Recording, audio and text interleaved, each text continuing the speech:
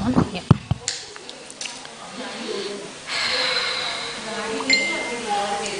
Hare Krishna, everyone. Good evening. We are going to be reading from the Krishna book, Krishna Katha, this evening, chapter 28. Krishna Katha book is all about Lord Krishna and what he does and what happens to Lord Krishna's family also, and the Gopis and the Rasa Dance and lifting of Govardhan hill and all those things. So today we are going to see or read a little bit about when Lord Krishna's father is kidnapped. I mean, there's everybody who's being kidnapped. Gopis are being kidnapped. Lord Krishna as a baby himself was kidnapped by Putna, and he was taken up in the air, and then she tried to kill him from there. So in this one, Lord Krishna's father is kidnapped. So we'll do, are we having the mridanga? No? Okay, we're not. You're going? You can stay? Okay. We'll do a little bit of kirtan, and then we'll start. So, Om Jnanatirmirandasya Jnananjanashalakaya Chakshurunmilitam Yena Tasmai Shri Guruve Namaha. Namam Vishnupadaya Krishnapastaya Bhutle Srimate Bir Krishna Goswaminiti Namne Namam Sanikashaya Prabhupada Priyate Shuddha Shuddhinishtabhem Tasya Vakyanuvadine Jai Shri Krishna Chaitanya Prabhu Nityananda Shri Advaita Gadadhara Srivasadi Gaur Bhaktavrinda Hare Krishna Krishna Krishna Hare Hare Hare Rama Rama Rama Hare Hare. Okay. Hare Krishna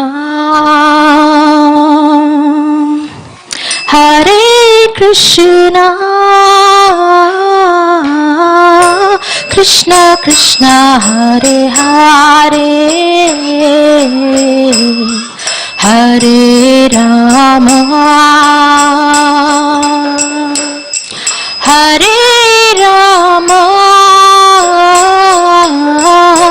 Rama Rama Hare Hare.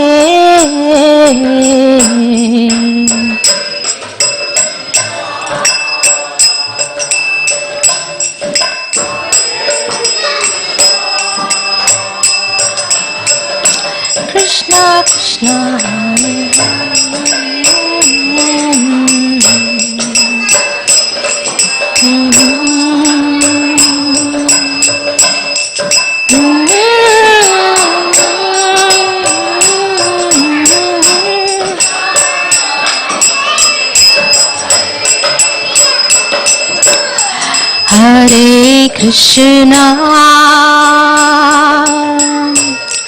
Hare Krishna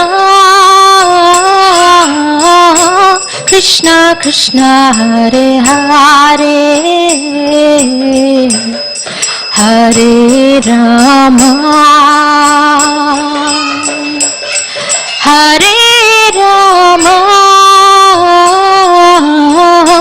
Rama Rama Hare Hare. Hare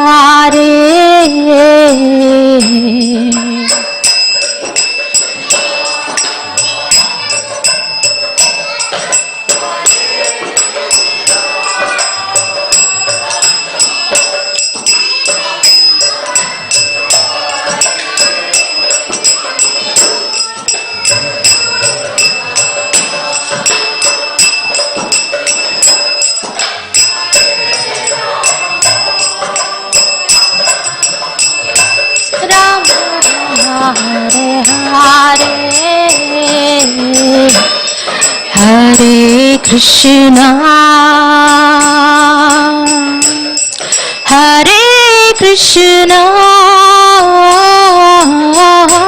Krishna Krishna Hare Hare Hare Rama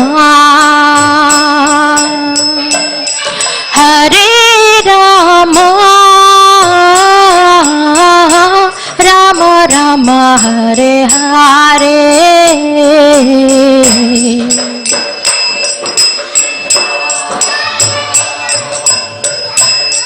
Hare Krishna Hare Hare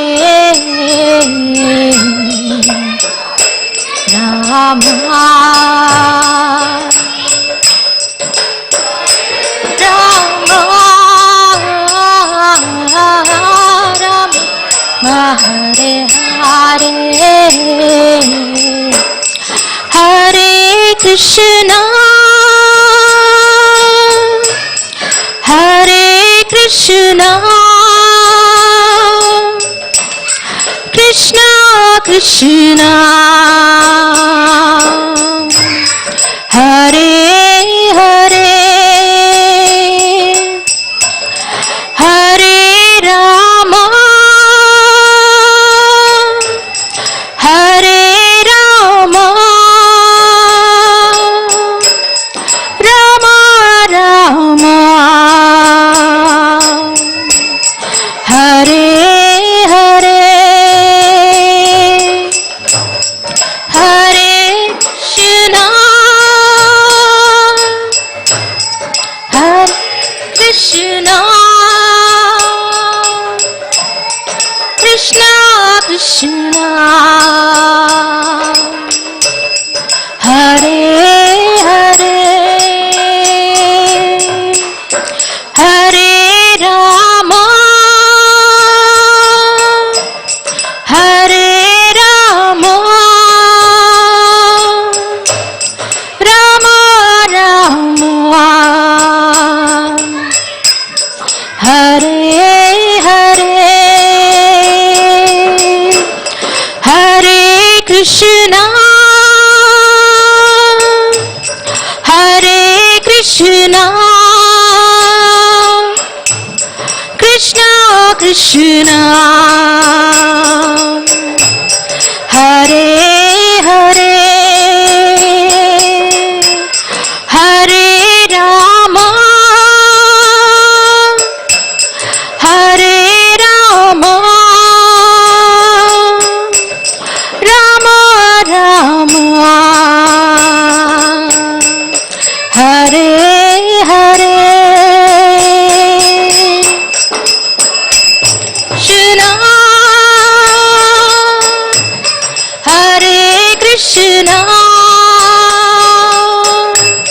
Krishna Krishna, Hare Hare,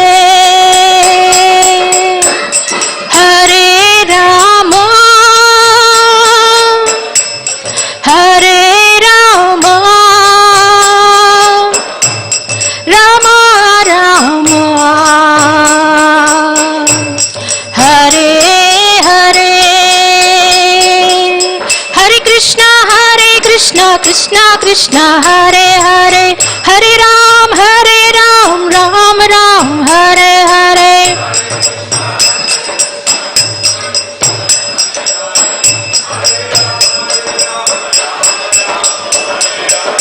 Hare Krishna, Krishna Krishna, Hare Hare, Hare Ram, Ram Ram, Hare Hare.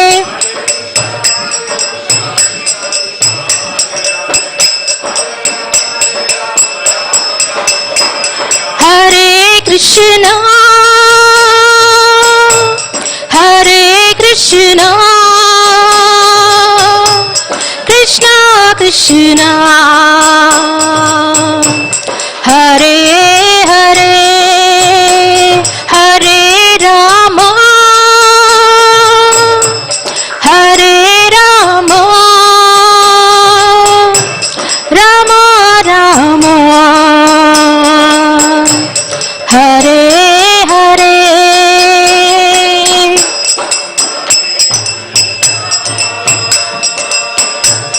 Hare Krishna, Krishna Krishna, Hare Hare, Hare Rama, Hare Rama, Rama Rama, Hare Hare. Jaya Radha Gopinath Radha Gopinath Shri Radhe.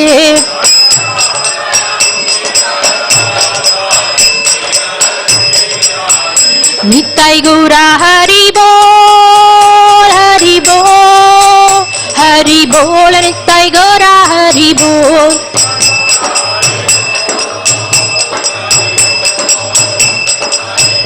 Nitai Gaura Bol.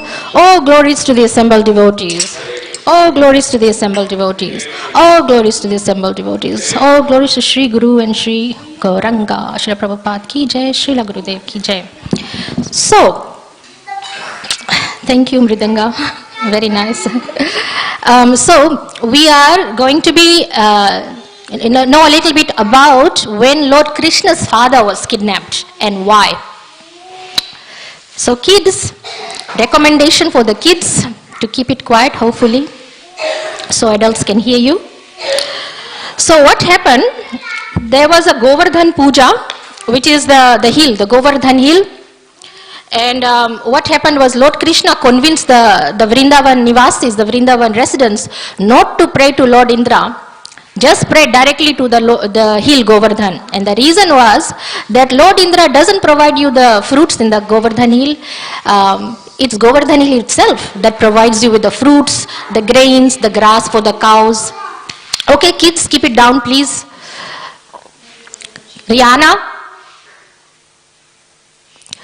So, then, the Vrindavan residents, they decided, okay, we are going to worship Govardhan instead of Lord Indra. And so Lord Indra got angry because his pride was affected. Nobody is worshipping me. So then he decided to rain down on the residents for 7 days. So they had the worst of typhoons, hurricanes, storms, tornadoes, whatever you can imagine, it happened to them. There were floods. So Lord Krishna decided to teach them a lesson. He lifted Govardhan hill and lifted it on his pinky on the small finger of the left hand. And so I'm not going to speak. Kids, mothers, please.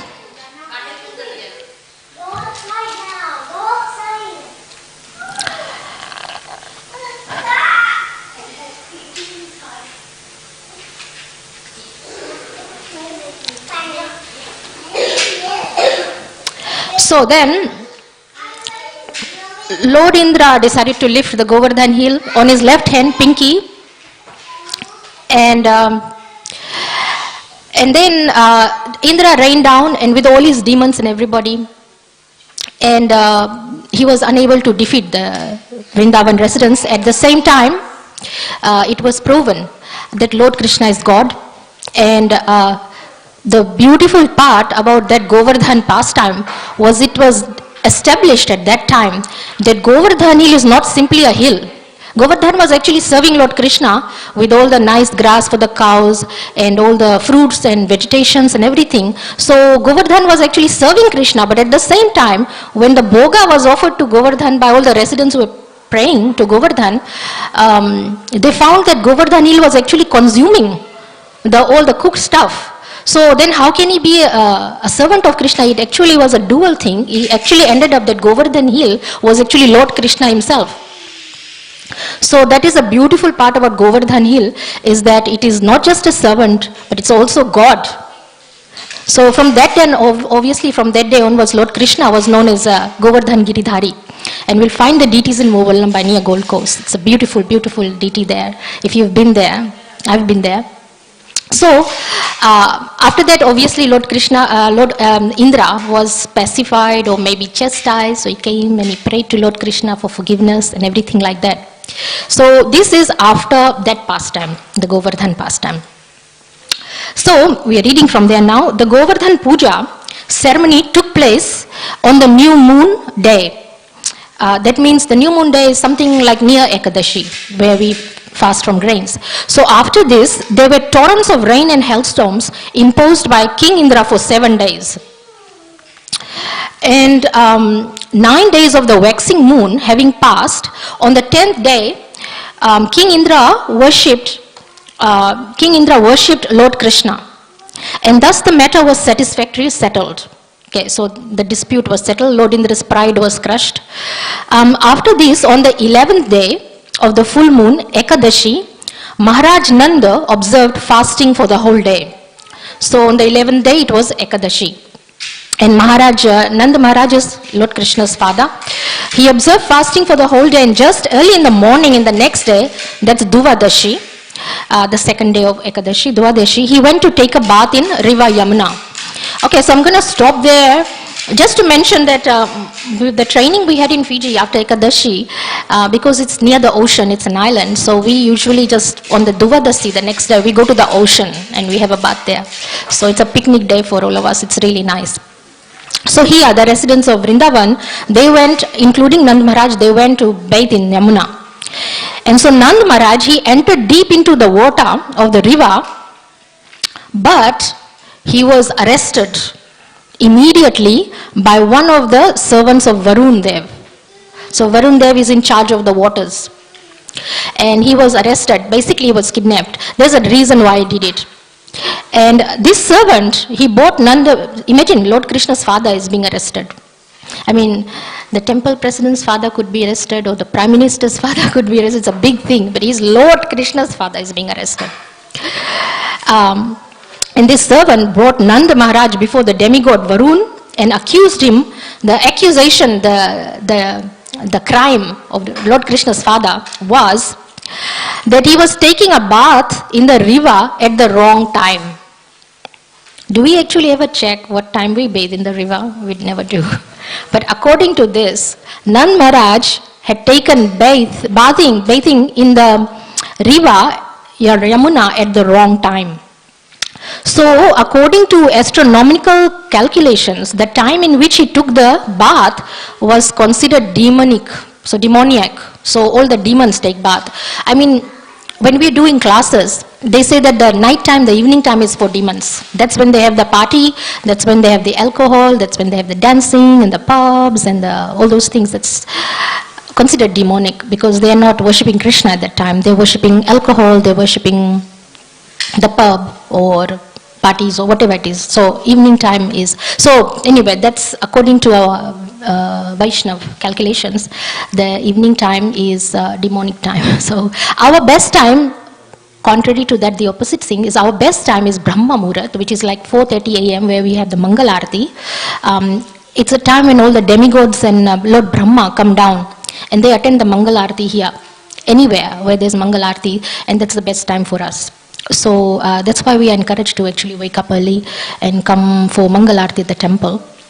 I live just next nearby, so and there's a lot of devotees. We are able to come during the morning. It's actually a really beautiful time. It's very peaceful. So if there's anyone looking for peace and quiet and connection with Krishna, a real deep connection, that's the Mangal Arati time actually. That's the time that I personally feel really connected to Krishna. And you can actually feel the presence of higher beings like demigods and Lord Brahma if you meditate hard enough. So 4:30 is a good time, evening is not a good time. So coming back to this, the fact was that Nand Maharaj wanted to take a bath in the river Yamuna early in the morning before sunrise, but somehow or other he was a little too early. So his calculation of time was a bit off. And so he bathed at an inauspicious time and consequently he was arrested. This is Lord Krishna's father. So when Nand Maharaj was taken away by one of Varun's servants, Nanda's companions began to call loudly for Krishna. So there's a lesson there. If we are being arrested, call Krishna. So if somebody sends me a police to have me arrested, I should really be calling for Krishna. Whether Krishna will come or not, I don't know. But if somebody calls the police on me, so here Nand Maharaj was being taken away. His companions called Krishna very loudly, and they called Balram too. So Balram is another one that we can call. Balram is known as Shakti. He's the most powerful, extremely powerful. No one stronger than him other than Lord Krishna. So if you need strength, it's Lord Balram. So immediately Krishna and Balram could understand that Nand Maharaj had been taken away by a servant of Varun. Thus they went to the abode of Varun. So they went maybe under the sea or under the water, because that's where Varun resides, for the pledge to give protection to the inhabitants of Vrindavan. Actually, once you take Lord Krishna's protection, he will protect you no matter what. He will save your life. There are many stories of devotees who have been snatched away from the jaws of death just by Lord Krishna. We can hear the stories. No time, we don't have time to discuss that, but Google it and someday you will find out. So anyway, Krishna had taken a pledge to protect the residents, inhabitants of Vrindavan, who were all unalloyed devotees of the Lord.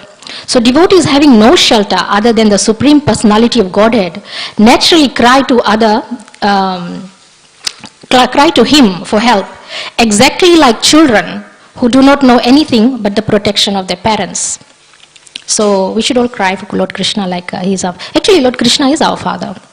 If you really, and you will find that when the push comes to shove, like really serious situations, people come and pray to God. And they actively seek for somebody who is like a pujari or a worshipper of Lord Krishna. You'll find many hospitals where Bibles are being read for those who are really sick. Hare Krishnas come there, read the Bhagavad Gita. So it is better to take shelter of Lord Krishna before it gets too late. Before it gets too serious. That's why you find devotees running around dancing in the temple. They're happy, there's no problem, but they know that they have to take shelter of Lord Krishna rather than when it's too late. So, so the demigod Varun received Lord Krishna and Balram with great respect and said, "My dear Lord, actually at this very moment, because of your presence of life, as the demigod Varun has become successful, the life of demigod Varun has been successful." So actually it was a little bit of a ruse. It was like a little bit of a trick. He wanted to see Lord Krishna, so he kidnapped his father. So don't do that at home though. Don't kidnap anybody just to see him. Like if you want to see the CEO of a highly respected company, don't kidnap his wife or child or anything like that. It's not recommended. But here, Varun did that. He wanted to see Lord Krishna. He considered his life to be successful. Although I am the proprietor of all treasures in the water, I know that such possessions do not make a successful life. So all the treasures, they don't make a successful life. But at this moment, as I look at you, my life is made completely successful because by seeing you, I no longer have to accept a material body. That's actually very true. There's a big problem all of us are under. And there's no solution. There's only one solution. There's a solution to every problem. The biggest problem is that we are in a material body that's going to die sooner or later. That's the age-old problem. We will be born, we'll grow old, right? We'll have disease, then we'll die. There is no solution to stopping anybody from dying. We will all die one day. Our time will expire. So there's really no solution. So Krishna is the giver of liberation. Lord Krishna, Lord Vishnu, he has got the solution. If we happen to see him and we worship him, then he'll ensure we never have to die again. Like in this life, we are already born, so we have to die. But in the next life, if we take shelter of Lord Krishna, we'll never die. We will get an eternal spiritual body that never perishes. We are the soul, and so we live forever. The soul lives forever. But this material body, it perishes.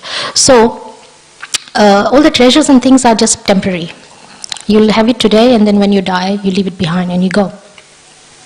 So, he is saying here, Varun, even he's a demigod, he's saying that I no longer have to accept a material body because I've seen you. So if you happen to see Gopinath, the chances are, if you happen to do it regularly, and you take shelter with Lord Krishna sincerely, he's the only one who can bestow liberation. He's the only one who can make sure you never have to die again. He's the only one, not Lord Shiva, not Lord Ganesh. But they can give you the boon, the blessing, that you will get Lord Vishnu or Lord Krishna's special mercy that you will be liberated. So we can pray to Lord Shiva, Lord Ganesh or Durga, any demigod or any goddess for that blessing, that we may receive the mercy of Lord Krishna, that we are never born again. So here the demigod is saying the same thing. I'll continue. Therefore, Lord, Supreme Personality of Godhead, Supreme Brahman, and Super Soul of everything, let me offer my respectful obeisances unto you. You are the Supreme Transcendental Personality. There is no possibility of imposing the influence of material nature upon you. I am very sorry I am very sorry that my foolish men, by not knowing what to do or what not to do, have mistakenly arrested your father. So here he apologizes, Nand Maharaj. So I beg your pardon for the offense of my servant. I think that it was your plan to show me your mercy by your personal presence here. Actually, that's true. You cannot get Krishna's mercy unless he wants it. So you have to wait patiently. There's a reason why you are all here in the temple. Did you know that? You are here because he wants you to be here. And there's a reason why people are outside the temple and they're not here. That's the reason is that Krishna does not want them to be here. So take advantage of this opportunity. It is only by Krishna's will that we get the mercy.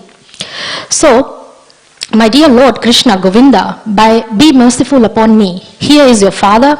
You can take him back immediately. So, Nanda Maharaj is returned.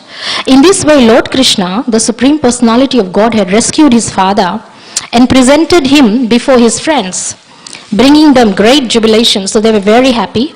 Nand Maharaj was surprised that although the demigod was opulent, he offered such respect to Krishna. Because Nand Maharaj just thought Krishna is his son. Nand Maharaj never thought for a second that Lord Krishna is God. So he thinks his son is so nice, so gentle, so wonderful that everybody pays respect to him. Just like there's a mother sitting here. A mother will say, my son is very nice, where everybody loves him. She will never say, my son is God. So that's how Nand Maharaj also thinks, my son is not God, but my son is very good, very nice. So everybody offers respect. That's how he feels. That was very astonishing to Nanda Maharaj, and he began to describe the incident to his friends and relatives with great wonder and thinking, why is everybody paying so much respect to Krishna? Actually, although Krishna was acting so wonderfully, Maharaj Nand and Mother Yashoda could not think of him as the Supreme Personality of Godhead. Instead, they always accepted him as their beloved child. Thus, Nanda Maharaj did not accept the fact that Varun worshipped Krishna because he is the Supreme Personality of Godhead. But here we are told every day, worship Krishna, he is God. Worship Krishna, he is God. Rather, he took it that because Krishna was a wonderful child, he was respected by even Varun. So, the friends of Nanda Maharaj, all the cowherd men, became eager to know if Krishna was actually the Supreme Personality. Even they didn't have any idea. But we read about Krishna all the time and we know he is God. I mean, who can lift the Govardhan hill for 7 days on a little finger? Try lifting this for 7 days. We will not be able to do this even on a little finger for 7 days and 7 nights. Especially at the age of, 6 or 7? Lord Krishna was like that old only. So, and if he was going to give them all salvation, they didn't know that. When they were all thus consulting amongst themselves, they talked amongst themselves. Krishna understood their minds, and in order to assure them of their destiny in the spiritual kingdom, he showed them the spiritual sky. So that's quite interesting. Krishna decided to prove to them, I am God and I guarantee you the spiritual kingdom. He guarantees each one of us, by the way. So anyone who chants the Hare Krishna Mahamantra, that is the Hare Krishna, Krishna Krishna, Hare Hare, Hare Rama, Rama Rama, Hare Hare. Anyone who chants that is guaranteed spiritual kingdom. If you cannot make it in this life, you will make it in the next life. But there is always understand that you will progress. You will never go back. So you're guaranteed. So generally, ordinary persons are engaged simply in working hard in this material world, and they have no information that there is another kingdom or another sky, which is known as the spiritual sky, where life is eternal, blissful, and full of knowledge. Life is great. We are so miserable here. Corona is happening, hurricanes are happening, jobs are being lost, lots of stuff's happening, people are being sick. I know somebody who's really suffering very badly with cancer right now. He's got a 4-year-old daughter, suffering so much. This is a miserable material life. So we have to know there's a spiritual life, spiritual sky, where there is no suffering like this. There's no corona, there's no joblessness, there's no hopelessness, there's no cancer. Things like that. So we have to understand and take shelter with Krishna. So, as it is stated in the Bhagavad Gita, a person returning to the spiritual sky never returns to this material world of death and suffering.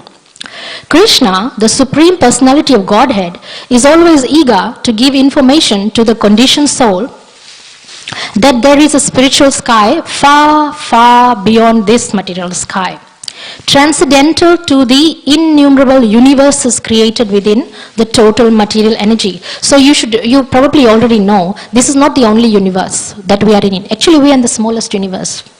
Our Brahma has only got 3 heads. There are millions of universes. And the Brahma there has got like thousands of heads, not just 3.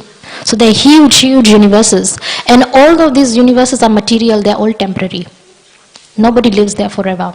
So above all that is the spiritual sky. Spiritual sky is where Lord Krishna lives. It's known as Goloka Vrindavan. Not the Vrindavan in India, although Vrindavan in India is similar. It has the same potency, but the actual place where Lord Krishna is living, resides, its abode is far above the universes. It is known as Goloka Vrindavan. That's where he is. That's where we want to go. So, Krishna is of course always very kind to every conditioned soul, but as stated in the Bhagavad Gita, he is especially inclined to pure devotees. So we might want a God who is fair to all. We might want a God he's not partial to somebody or other. But if you have taken special shelter with him, you are chanting the Hare Krishna Mahamantra, you are on the VIP list. In other words, when you call him, he'll probably come quicker. If you're haven't taken shelter with him so much, he might let you learn your lessons a little bit before he comes to see you. So purify you, in other words, purify your heart. So hearing their inquiries, Krishna immediately thought that his devotees in Vrindavan should be informed of the spiritual sky and the Vaikuntha planets therein. Within the material world, every conditioned soul is in the darkness of ignorance. So right now we are in darkness. Even though there is light up there, there is a sun there, out in the morning, we are still in ignorance because we don't know the spiritual sky, we don't know everything that happens with Lord Krishna in his home. So it's good to read this book. It will give us some idea. This means that all conditioned souls are under the concept of bodily existence. Everyone is under the impression that he is of this material world. We are not from here. We are not. We are the soul and we belong with Krishna. And with this concept of life, everyone is working in ignorance in different forms of life. The activities of the particular type of body are called karma or fruitive action. We've all heard of karma, right? This is your karma, you will get the reaction, you will get the fruit. Good karma, good fruit, bad karma, bad fruit. This is what we are doing all the time. This is not what we are supposed to do. We are supposed to be worshipping Krishna. That's the best karma. There is no bad fruit on that. There's eternal blessings.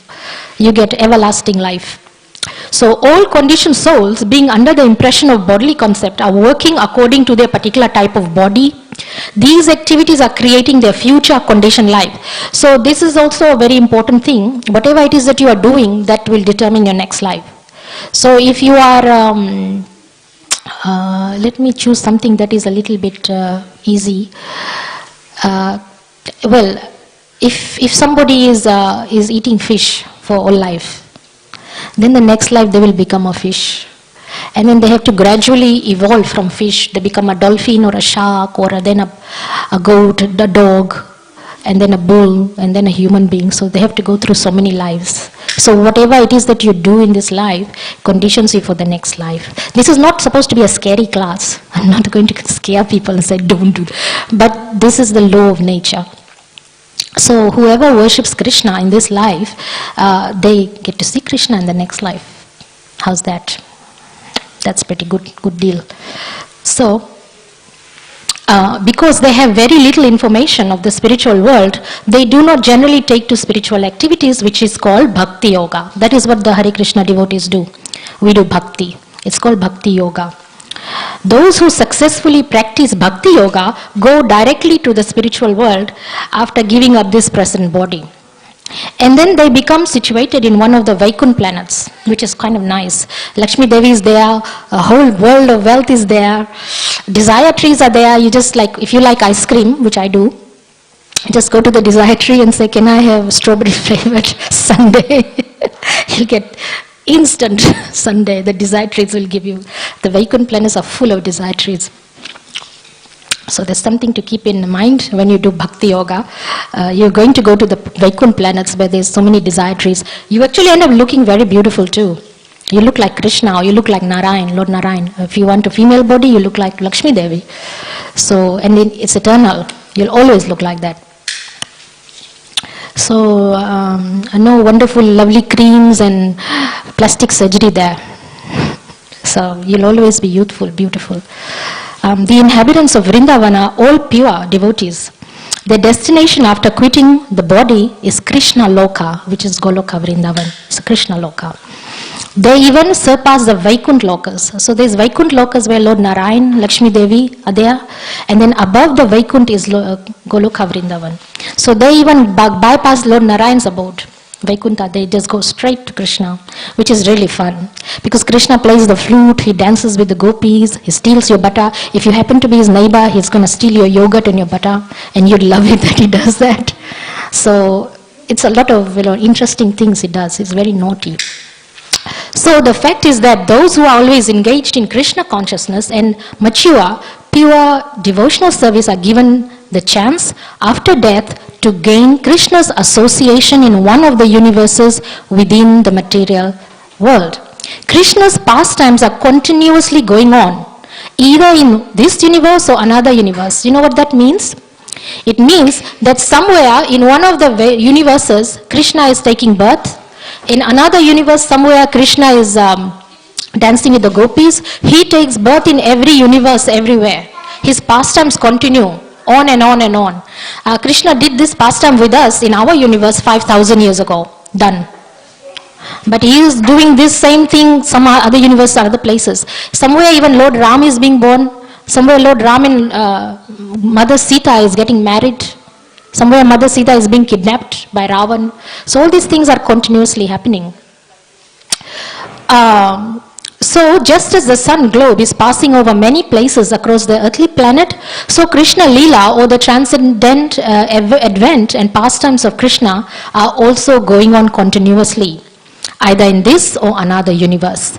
The mature devotees who have completely executed Krishna consciousness are immediately transferred to the universe where Krishna is appearing. So if you don't want to go to Goloka Vrindavan, you want to take part in Lord Krishna, you want to see Nanda Maharaj being arrested by Varun, aspire to that. At the end of this body you might be transferred there. So we could go to that universe, right, where Krishna is doing his pastimes. In that universe, the devotees get their first opportunity to associate with Krishna personally and directly. The training goes on as we see in the Vrindavan Leela of Krishna within this planet. Krishna therefore revealed the actual features of Vaikuntha planets so that the inhabitants of Vrindavan could know their destination. So he told them where you're going to go next. We don't have that opportunity, but Srila Prabhupada left us these books. So we read these books and we know where we are going to go next. So we have that privilege. And we should take it while we are being given. Thus Krishna showed them the eternal, ever-existing spiritual sky, which is unlimited and full of knowledge. Within this material world, there are different grades of forms, and according to grade, knowledge is proportionately manifested. In other words, that means that if you happen to be a Christian, so you will be given knowledge in Krishna immediately. So in the next life, they might get the opportunity to know Krishna. It just depends on the level they're at. And then that's how they're given their religion. So, for example, the knowledge in the body of a child is not as perfect as the knowledge of the body in an adult man. Everywhere there are different grades of living entities. In aquatic animals, in the plants and trees, in the reptiles and insects, in birds and beasts, and in the civilized and uncivilized human forms of life. It is also stated in the Brahma Jyoti, or the spiritual sky, there is no need for sunlight, moonlight or electricity. So there is actually no moon or sun in where Krishna is. It's illuminated by itself. There is no moon, it's not lit by the sun, things like that. All the planets there are self-illuminating. And all of them are eternally situated. They never get destroyed. There is no question of creation and annihilation in the Brahma Jyoti or the spiritual sky. So when there is annihilation. Lord Brahma, when he sleeps at night, everything is annihilated. Did you know that? All the universe in which Lord Brahma is, everything is destroyed, including us. So when he sleeps and when he wakes up, everything is created again. Or when Lord Brahma completes his 100 years of lifetime, then everything is annihilated. Or another thing is if we make it back to Godhead, then we never come back. So then we don't really have to worry about annihilation. If we make it to Lord Krishna, we don't have to worry about being in a planet that's going to be destroyed, basically. So, direct knowledge of the spiritual sky can only be had by the great sages and saintly persons who have already surpassed the influence of the three material modes of nature by engaging in devotional service or Krishna consciousness. So what that's telling us is Srila Prabhupada knows. He's a great sage, according to this. So he knows, so he gave us the knowledge. He knows. So we have to go to somebody who knows everything. Unless one is constantly situated in transcendental platform, it is not possible to understand the spiritual nature. So therefore we need to chant the Hare Krishna Mahamantra, keep coming to the temple, talk to the devotees, just have some bhakti. If it's in your house, make sure you have an altar. I'm sure everybody has. But this is just general knowledge. Make sure you have an altar. You can put a picture of Lord Krishna, worship him. In the morning, light an incense or offer some flowers. If you have breakfast, which is obviously vegetarian, no onion, no garlic, fruit, give him some fruit. Tulsi leaf, he loves tulsi leaf, if you can find it. So whatever you offer, put a tulsi leaf and offer to Krishna. That's worshipping Krishna. And that's the best thing to do. Every house should have an altar or a place where Krishna is. I just remembered a story where I went to New Zealand and we are Hare Krishna devotees, we don't eat unless it's vegetarian and it's purified. Not in a place where there's meat, we don't go there. So I cooked myself in vegetarian pot and I was looking around, where's your altar? Because these people, they didn't worship, they didn't believe in God. There's no Krishna. Looking around, where am I going to offer this prasad? This bhoga I've cooked. And then the young daughter, the girl, she said, I have this tiny picture of Krishna. She found Laddu Gopal, the picture, actually Makanchor, that's just above there. She had a small, that small, it's really small. She had pasted it on her wall. She said, I have one Krishna. And then I offered it there, which was lucky. And now they're devotees and the mother is vegetarian, which is really good story. They go to the Hare Krishna temple. So always have Krishna in your house. Therefore it is recommended that one should take to Bhakti Yoga and keep himself engaged 24 hours a day in Krishna consciousness, which places one beyond the reach of the mode of the material nature. One in Krishna consciousness can easily understand the nature of the spiritual sky and Vaikuntha Lok. The inhabitants of Vrindavan, being always engaged in Krishna conscious, could therefore very easily understand the transcendental nature of the Vaikuntha Loks. Actually, each and every resident of Vrindavana are very highly realized souls. They already know. But because they have to relate to Krishna like he's the son, or he's their best friend, or he's their boyfriend, because the Gopis think he's their boyfriend. But they are actually, in their previous life, they've done so many austerities in Bhakti Yoga that we are doing now. They are very realized, they already have the knowledge, but they are under what is called Maya, but it is a spiritual kind of Maya. It is not the Maya that we are in. Maya means illusion. So they are under Yog Maya, which is an arrangement by Krishna. It's a spiritual Maya. But the Maya that we are in right now, we think we are the body, material. We are under Mahamaya, which is a little bit different. We don't want to be in this Maya. I asked my spiritual master once, I said, what kind of Maya am I in? Am I in Yog Maya? And he goes, no, you are not in Yog Maya because you are not in spiritual world yet. You are not in Vrindavan Dham. So then I said, well, then I must be in Mahamaya. And he goes, I should hope not. I said, what kind of Maya am I in? We don't want to be in Maya, because if you are in Maya, you have material attachments and you don't want to do bhakti. In other words, if you are in Maya, absence of Krishna, no Krishna. So you don't want to be in Mahamaya either. So then where are you? you are aspiring, you're waking up. It is like you're being delivered. They say Hare Krishna, the kids, they're very lucky. They chant Hare Krishna all their lives. But we still have the opportunity, by the grace of Srila Prabhupada, by the blessings of Srila Prabhupada, we can chant. And we can make our lives very Krishna conscious. And thus, Krishna, he led all the cowherd men, headed by Nanda Maharaj, to the lake where Akrur would later be shown the planetary system. So this lake, Akrur, who is he? Akrur was, I think he was riding, what we call The chariot?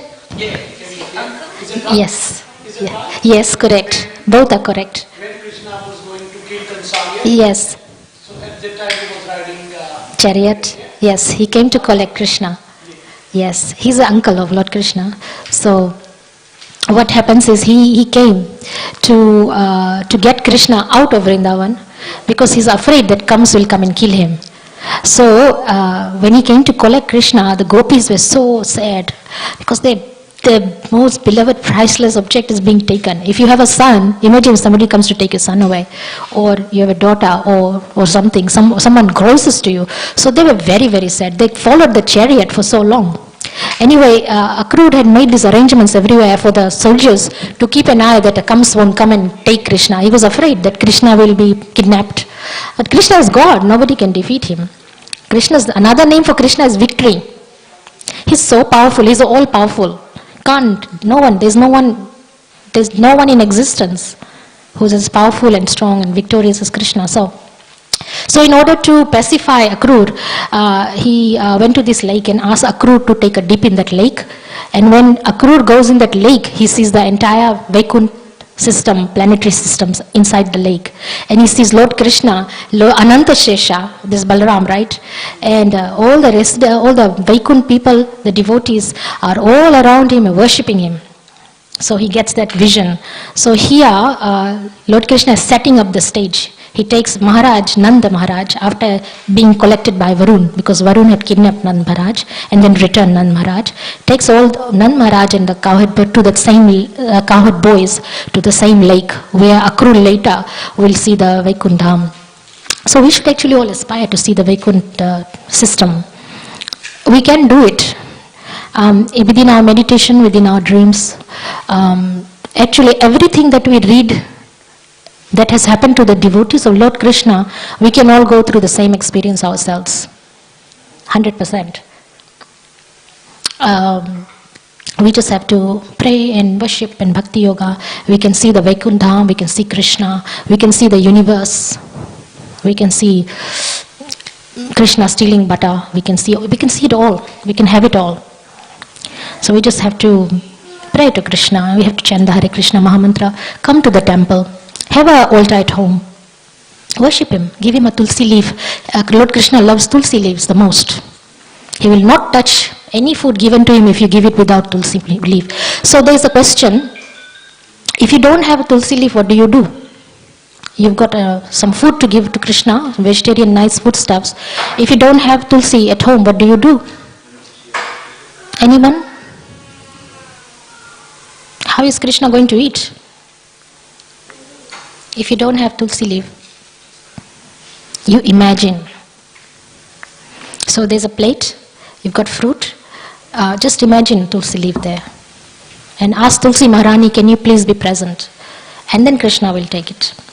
So, if you don't happen to have it. Because I lived in New Zealand for a while and it was really cold there. And I didn't have a tulsi tree there, tulsi plant. If I even started to have a tulsi plant there, winter time it dies, she dies. So it's really traumatic experience for a devotee to see the tulsi plant die. So we can even have dry tulsi leaves, by the way. So if you get an opportunity to have tulsi leaves which are dry and offer the dry leaves, Krishna will accept. So even the dry tulsi leaf is acceptable. If you don't have the dry, you can have the tulsi stem.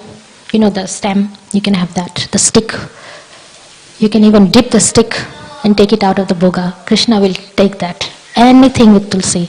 So that's how to do the offering to Lord Krishna. We are actually coming to the conclusion of this. They went to the lake, and everyone there, they took their bath immediately and saw the real nature of the Vaikuntha Lok. So they actually were given the vision there. After seeing the spiritual sky and the Vaikuntha Lok, so Nanda Maharaj and all the cowherd birds also saw the Vaikuntha planets in that lake. All the men, headed by Nanda Maharaj, felt wonderfully blissful, and upon coming out of the lake, they saw Krishna, who was being worshipped by excellent prayers. So they saw Lord Krishna as the personality of Godhead. Pray for the day that we can see that too. I want to see that too. So we have come to the end of this chapter. Thus ends the Bhaktivedanta purport of the 28th chapter of Krishna, releasing Nanda Maharaj from the clutches of Varun. So next class will be on chapter 29, and this is a very interesting one. It's about the Rasa Dance. So how the Rasa Dance starts? It's 8:30, so I have to finish now. Unless you want me to read a little bit. Does anybody want me to continue? Yes? Yes? Okay. Let me see. Okay, so this is really, really good. Everybody wants to know how to dance with Krishna. I do. So, in the Srimad Bhagavatam, it is stated that the Rasa dance took place on the full moon night of the Sharad season. So when we have the Sharad season, we've already had it. The moon is full, and we take the deities out and we go and show in the moon. The reason we do that in Fiji a lot. I'm not quite sure whether they do it here, but we take those deities, we go up on the roof, and there's a big full moon there. We show the deities moon. Here, Krishna, look at the full moon, because he's ready to do the Ras dance. He does it in the full moon during Sharad season. It's very, very, very nice time. If you are interested in dancing with Krishna, you make sure you make it to the Sharad season where you can see the moon. From the statements of previous chapters, it appears that the festival of Govardhan Puja was performed just after the dark moon night in the month of Kartika. Month of Kartika is around October sometime, September, October. And thereafter, the ceremony of Bharat Vidya was performed, and then the wrath of Indra was exhibited. So this is going back in the history, and in the shapes of torrents, rain and hailstones. And then Lord Krishna helped Govardhan hill for 7 days until the 9th day of the moon. Thereafter, on the 10th day, the inhabitants of Vrindavan were taking themselves talking amongst themselves about the wonderful activities of Krishna. And the next day on Ekadashi was observed by Nand Maharaj. On the next day, Duvadashi, Nand Maharaj went to take a bath. Okay, we know about that. In Ganges, and was arrested by one of the men in Varun. He was released by Lord Krishna. Then Nand Maharaj, along with cowherd men, was shown the spiritual sky. So that's where we are at.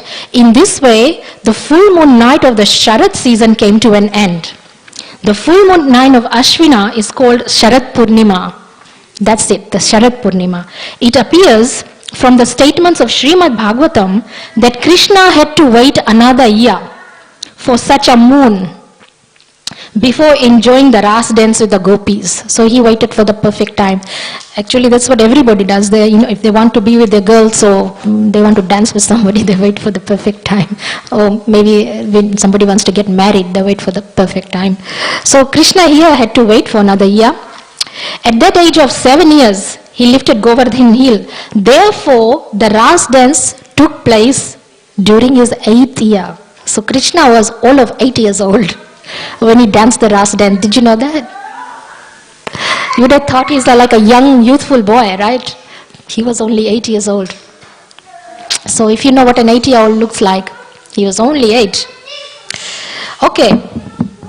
So from the Vedic literature, it appears that when a theatrical actor dances among many dancing girls, so there were millions, right? Millions of girls, Gopis that he danced with. The group dance is called Rasa Dance. When Krishna saw the full moon night of the Sharad season decorated with seasonal flowers, especially the Malika flowers, which are very fragrant. So that's the Malika flowers are favorite of Krishna because it's very fragrant. Actually, when we offer Krishna, we want to offer some fragrant flowers. He loves fragrance. He is remembered by the Gopis' prayers to goddess Katyayani. So the Gopis actually had worshipped Katyayani, goddess Katyayani, she's a form of goddess Durga. They wanted to dance with Lord Krishna, all of them. They wanted to marry Krishna, all of them.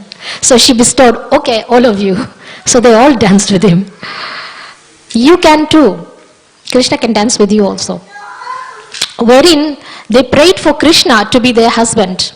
So those of us who are aspiring for Krishna as their husband, chant Hare Krishna, you'll get a good husband in Krishna. Next life. You are the body, so you can actually take a female form too. Did you know that? No? Yeah, this body is material. In my previous life, I could have had a male body. I could have been a dog, a cat, because we are the soul. Soul can be anything. So you could be a gopi, you never know what you are. Chant Hare Krishna, you'll find out. So he thought that the full moon night of the Sharad season was just suitable for a nice dance. So he set up the stage. So their desire to have Krishna as their husband would then be fulfilled. So apparently if you dance with anybody, that person becomes your husband. According to this Vedic Shastra, that gopis, they dance with Krishna, so he's their husband. So the words used in connection in Srimad Bhagavatam as Bhagwan Api, this means that although Krishna is the Supreme Personality of Godhead and thus has no desire that needs to be fulfilled, because he is always full with the 6 opulences, he still wanted to enjoy the company of the gopis in the Rasa Dance. So Lord Krishna is not just God, he has feelings. He feels like dancing. He feels like eating. He feels like being naughty. He feels like stealing butter. He used to go and pinch the babies in Vrindavan to make them cry. So if you happen to be in Vrindavan and have a baby, make sure to keep him away from Krishna, because Krishna come and pinch them, make them cry. So Krishna wanted to dance. He's not just a unfeeling statue god made of stone. He's not like that. So if you cry, if you happen to be a devotee of Lord Krishna, you're crying, he will cry with you. He feels for you. That's what it says in here, right here, that he feels like dancing. So he feels all the emotions that we feel. So he will feel like he loves you. He feels like he wants to protect you. That's why when we are in trouble, we call Lord Nrsimha to come and help us. This Lord Krishna in a form, very ferocious form, he comes and saves you from everyone. So he wanted to dance with the girls. Bhagwan Api signifies that this dance is not like the ordinary dance of young boys and young girls. These specific words used in Srimad Bhagavatam are Yogamayam Upashritaha, which means that this dancing with the gopis is on the platform of Yogamaya, not Mahamaya. So like we were talking about Yogamaya and Mahamaya, Yogamaya is for spiritual things and it has got no reactions. It's not a bad thing. It's not bad at all. So this Rasa Dance is on a spiritual platform. There's nothing negative about it. I mean, when I was 8 years old, the Krishna series came and the Rasa Dance came and my father said, no, this is not for an 8-year-old to see. So he refused to let me see the Rasa Dance in video at home. It's because he didn't have the understanding that it is a spiritual thing. It has got nothing dirty or bad or X-rated associated with it. Because it's about Lord. Lord Krishna is only 80 years old. You know, dancing with girls as an 80-year-old. So it's nothing bad. It's actually very pure. So it is on the Yogamaya platform. And Mahamaya is compared in the Chaitanya Charimrita to the difference between gold and iron. Is like iron. So from the viewpoint of metallurgy, gold and iron are both metals, but the quality is completely different. Similarly, although the Rasa Dance and Lord Krishna's associations with the gopis appear to be like ordinary mixing of young boys and girls, the quality is completely different. The difference is appreciated by Go, and then he hides from the gopis and he teaches Radharani a lesson because Srimati Radharani is the Shresht, like the main gopi. She's a queen. There's no one comparable to Radharani. She's actually the energy of Lord Krishna. So she is Krishna himself. Like my energies, if I have any, is me, right? So Lord Krishna's energies takes a personality of Srimati Radharani. So she is actually Krishna. So, but she becomes really proud in the Rasa Dance that Lord Krishna is with her solely. alone. So she thinks I'm the best. So Krishna completely cuts her pride. He leaves her also. He leaves all the other gopis, but he also leaves Radharani. So no one is above, what's that man which is called pride. As soon as we become pride, Krishna will, in my guru's words, this is Bir Krishna Maharaj is my guru, he says Krishna will smash you. That's his words exactly, Krishna will smash you. He'll only smash you when you are like full of pride or are doing something wrong that you're not supposed to. Krishna will totally smash you and bring you right back here. If I've done something wrong, I'll get smashed immediately, because the reason I get smashed immediately because I've taken shelter with Krishna. If I hadn't, then Krishna will say, okay, I'll smash her in the next life, or maybe next month, next year, 10 years time. But if I do something because I have taken initiation and doing bhakti yoga, hopefully trying to be a good devotee, don't know if I am yet, but he will like make sure immediate. So the gopis, they were dancing, they became proud. Immediately he left them. And so then they sang these prayers to Krishna, come back. I'm just giving you I'm not reading from you, I'm giving you a overall picture. The prayers is known as Gopi Gita, which we sing here sometimes. The ladies do sing the Gopi Gita, they're beautiful. And we do that because we're very lucky to be in the present Gopinath. So this is not any ordinary Krishna. We have many different forms and moods of Krishna, but we have the best one. We have Gopinath, the Lord of the Gopis. The Gopinath is one who loves the gopis, loves the devotees and shows it. He actually arranges these pastimes. So if we happen to be in this temple, we are very blessed, lucky, very lucky. That is Gopinath, and that's why ladies are sitting there trying to make garlands, beautiful garlands, the best of flowers, because Gopinath is no one ordinary. So thank you for listening, and please stay for the 9 o'clock Aarti, which is in 10 minutes. And continue coming. I give class every alternate Fridays. So next Friday I won't be here. I will be here the following Friday to give the class. Hare Krishna. Hare Krishna.